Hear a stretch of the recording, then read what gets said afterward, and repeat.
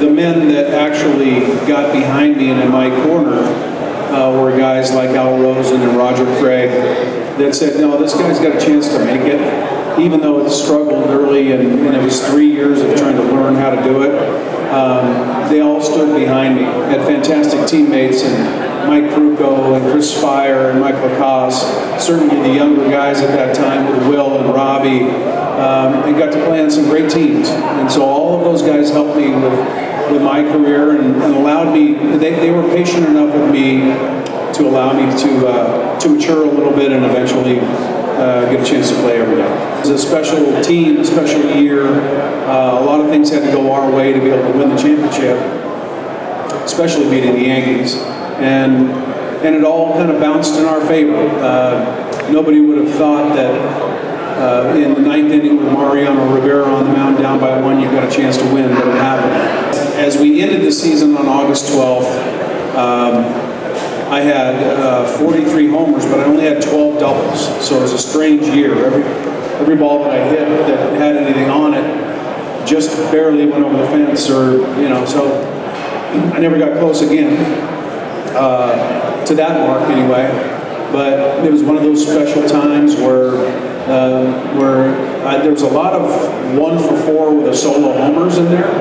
It wasn't like I was hitting 350 or anything, but you never know what might have happened. I don't know if I would have ever gotten there, but that's for folks to think about and us to talk about. And yeah, I never got close again, but I'm thankful to ever even have the opportunity.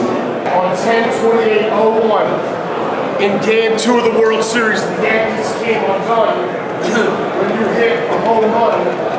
That lived MLB dreams. He became the first player to ever hit a home run for 3 different World Series teams. Talk about each World Series briefly: San Francisco, Cleveland, and Arizona. Yeah, so the first one, I was a very young player. It was part of that time where I was being sent up and down. Played third base in the minor leagues, played third base when I came up. Started as a shortstop originally.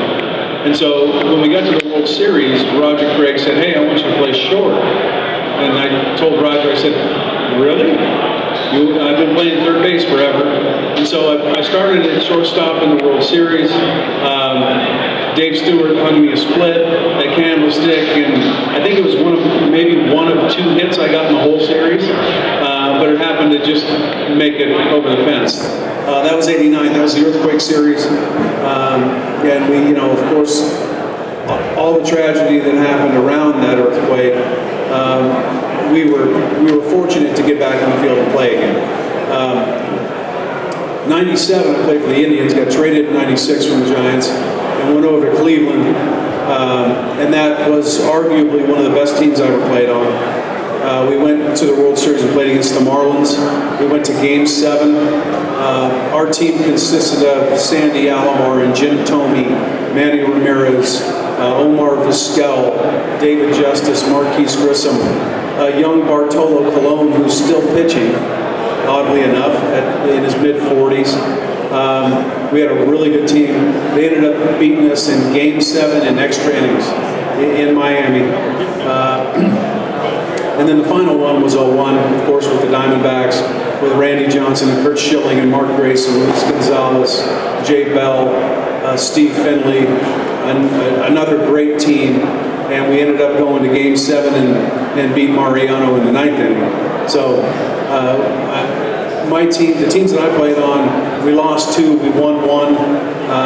There's many guys that play their whole careers and never get a chance to even go to the World Series, let alone go to 3 and actually win 1. So I'm fortunate for sure.